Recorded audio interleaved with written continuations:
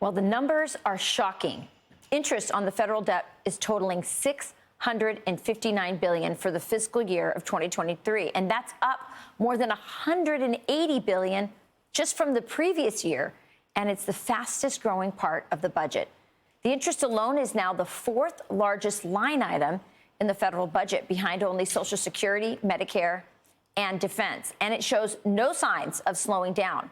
The Treasury now on track to borrow $1.6 trillion in just the first half of fiscal year 2024, almost as much in 6 months as it did the entire previous year. Here with what this means for you and your wallet, Fox News contributor and former House Oversight Committee Chair Jason Chaffetz. He's a friend of the show, and we're glad to have him on this particular topic. You know, it's really hard, Jason. I was talking with my producers last night about this segment, and it's hard for people to really grasp what these numbers are. Here's one way of looking at it. Every single day, we pay $2 billion in interest on the debt. That's just the interest on the debt. $2 billion every single day.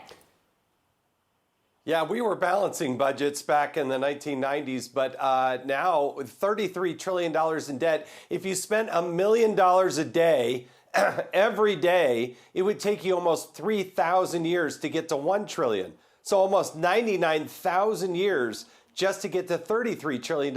That's how big this thing is. We are drowning in debt, and it affects all of us because now the federal government is spending close to between 1 out of every 5 to 1 out of every $4 going out the door is spent by the federal government. So the Federal Reserve is trying to, slow the money supply to tackle inflation, but the federal government is spending as fast as it can. It's trying to increase the federal supply of money.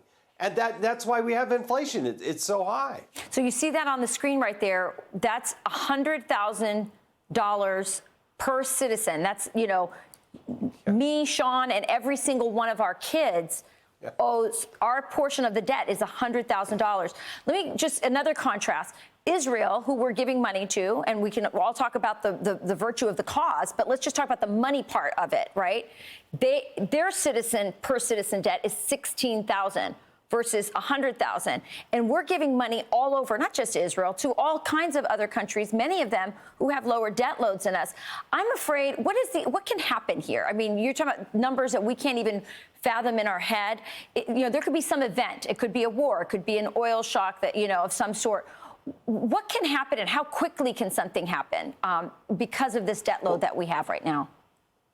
Well, I think our national debt is a national security issue. It's perhaps one of the biggest threats to America. Yeah. We used to sell a lot of our debt to China. China is now selling about $50 billion worth of our debt, the notes that they already have. They're selling that. And so that puts more and more burden on the system. So you're going to really almost double the amount of debt that we issue as a nation. Somebody's got to go out there and sell it and get it sold. And the way they do that is they raise interest rates in order to make it more lucrative. Right. So there's a real effect here. Look, we won't fix this unless Congress stops spending the money.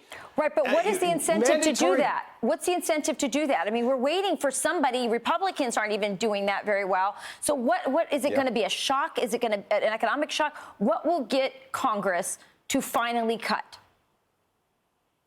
I think there will be a day of reckoning, and I hope not, but I think that's what's probably going to take. I'd like to see a balanced budget amendment. I think we should ask the states, do you want the feds to actually balance the budget? Part of the problem, Rachel, is that almost 75% of the budget is mandatory programmatic spending.